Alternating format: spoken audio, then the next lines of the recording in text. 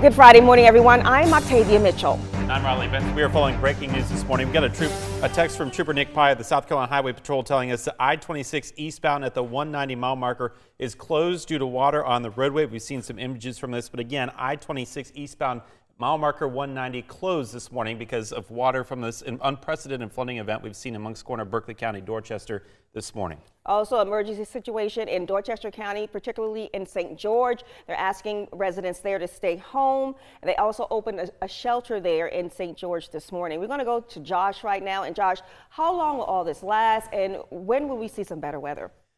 Things are starting to improve. Now, the flash flood warning is up for Berkeley and Dorchester counties through 9 o'clock. That is likely going to be extended in some form or fashion, whether it's a continuation of the flash flood warning or if it's moved to just a plain flood warning, which means flooding is ongoing. That type of a warning is up for all of us right now, including most of the Charleston Metro back into Colleton County, as we're seeing ongoing water issues across the area this morning. We've started to see the rain from overnight move out. Look at how much rain has fallen, though, in these areas, prompting the significant flooding that we had overnight. We've got parts of Cane Bay, Del Webb that are inaccessible this morning. You can't get in or out of those neighborhoods because of standing water. You've got a stripe of 6 to 10 inch rain totals, generally from St. George, Harleyville, down to Ridgeville, Somerville, and points north and east across the middle and upper portions of Berkeley County, right around or just to the south of Lake Moultrie. That's where we're seeing the highest rain totals at about 6 to 10 inches in this large area. And that is what produced all of the significant flooding overnight. Now, we're going to dry out a bit through the morning, but we are concerned that we will have another round of thunderstorms trying to develop on us mid to late afternoon. And those are going to be able to produce a ton of rain as well, which could mean more flooding problems for us as we head through the afternoon and into the evening hours. After the sun goes down, these are going to behave a little more like a traditional summertime thunderstorm. They'll diminish a bit. We'll still maintain a risk for some showers and thunderstorms overnight. And then tomorrow afternoon, tomorrow evening, we do it all over again. Unfortunately, it looks like the highest probability of rain is going to be for the communities inland, which have been hit so hard by this particular event. And with storm totals already as of yesterday, 10 to 18, we've added another 6 to 10 in many inland areas overnight.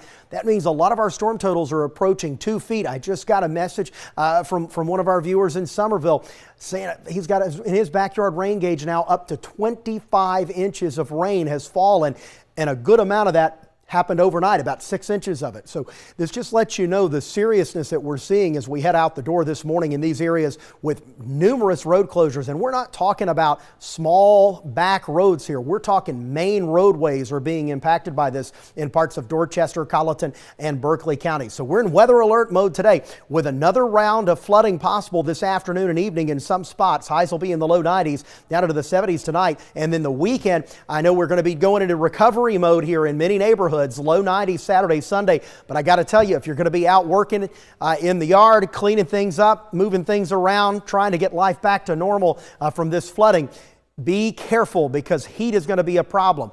I know it says low 90s for highs tomorrow and Sunday, but you got to remember the sun is going to be hitting all of that ground level moisture, so that's going to be evaporating.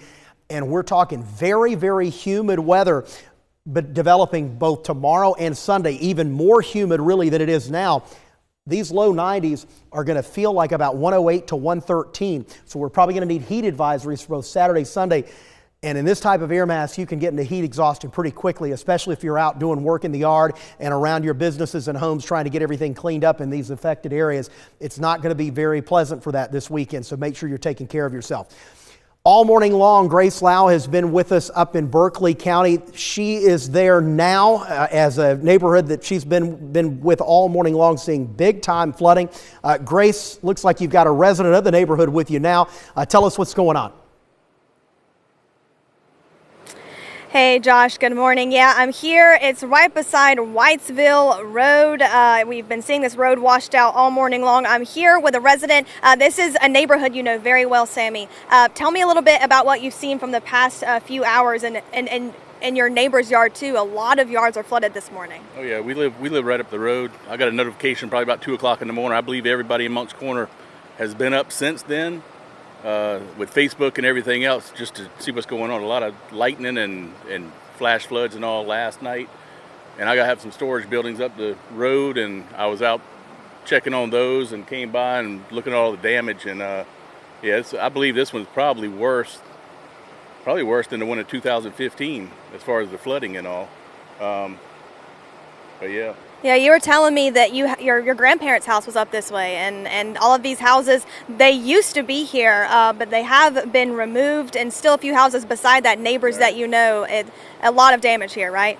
Oh yeah, yeah. The town a few years ago bought about 6 houses or something that were on the California branch, and a good thing they did, because they would all be underwater right now.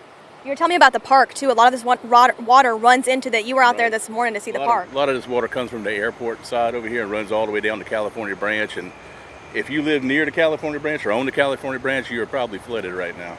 A lot of damage here near Whitesville Road. And Sammy was telling me a little bit about one of his friends' bridge, had a bridge over the California Branch Creek, and it has washed out. So thank you so much for being out here and helping out your neighbors. Back to you guys. Sammy said it all right there when he said worse than 2015. And you've been saying that. Yeah, this is, we had the fear that for some inland communities this would be worse than October 2015. I'm telling you, the amount of reports since I asked for these in the 6:30 half hour that I am getting of 2 feet or more of rain, I'm frankly kind of surprised by it. And especially in some areas where I'm going, well, wait a minute, Doppler radar wasn't showing that much rain in that particular area. Like Somerville, I got a Somerville report of 25 inches. I've got one that just came in here. Let's see here. This is out of North Charleston. 21 inches of rain since Monday, and 4 of that was from last night alone. Wow. Now think about that, what we've been going through here over the past several days. So what I want to look ahead to, and by the way, I was told just a second ago that when I was going through weather, that we had the civil emergency message that was pushed out, and it kind of blanked out a lot of the screens for Dorchester County, and I think that's the information that you were given earlier when we popped on at 7:56. If you missed a part of the forecast, the key takeaways here are today we're going to see another round of afternoon and evening thunderstorms. Unfortunately, our modeling is showing those over inland communities that have already been affected by the worst of the storm over the past 5 days. So we're going to have to watch that fairly carefully for the potential for the additional flooding today. The second thing is tomorrow and Sunday, as we're going into recovery mode in these neighborhoods, a lot of people are going to be working outside, and they're going to be clearing out their garages, they're going to be clearing out porches, clearing out the yards, all the stuff that's out there. The heat is going to get out of hand tomorrow because the ground is so moist and so humid. The sun hits that moisture evaporates into the air, and it's going to spike dew points. So even though our high temperatures only get to be around 90 to the low 90s, it's going to feel like about 110, maybe up to 112, 113 in some neighborhoods. So heat exhaustion is going to be a big concern this weekend. Plus, we have the additional rounds of thunderstorms in the afternoon and evening hours that we're going to have to deal with. So those are your key takeaways. So the flood threat is not over. It's going to be smaller than it has been as Debbie is pulling away, but there will still be a risk of some thunderstorms each and every afternoon. And if you're in one of those flood-prone zones and you're in the areas that have seen flooding, you got to be careful if one of these pops up over you. And I just want to reiterate, because we got a message from the South Carolina Department of Transportation to avoid the area of I-26 near Ridgeland. We know that I-26 eastbound near mile marker 190 is closed. They're saying a falling additional significant rainfall overnight. I-26 in both directions near mile marker 189 east of Cypress Campground Overpass. Currently flooded right now. Law enforcement actively working to move traffic out of that roadway. So we know that the eastbound lane is closed, but there's water on both sides of I-26. And you said Cypress Campground? Cypress Campground Overpass. We had some reports earlier from scanner traffic that they're actually dispatching crews there for potential water rescues. We are also getting reports too out of parts of Berkeley County of water main issues. And that's something that we talked about on Monday morning as well, that would be a threat. Once you have so much rain in these areas, eventually the water systems themselves, the sewer and the water system, can't handle it. Yeah. And you start to see failures inside the infrastructure there. And I'm concerned that that's what we're seeing in parts of Berkeley and Dorchester County right now. And Dorchester County, we know that St. George is being hit hard right now. They're having water rescues there as well. St. George was one of those areas where I was starting to get reports yesterday of things closing in on 20 inches. Mm-hmm. And they picked up another 6 to 10 overnight. These could be, St. George very well may be one of the spots that sees a rain total of 30 inches, which Wow. we said was a possibility with this. Well, they have opened up a shelter there in St. George, and they also have one open in Berkeley County at Berkeley Middle School there. So there is someplace that you can go if you need to be out of your home through this dangerous flooding. All right, thanks so much for keeping it with us here as we cover this breaking news situation in both Berkeley and Dorchester counties this morning. We'll continue to keep you updated on air and online at counton2.com. We now send you back to the Today Show.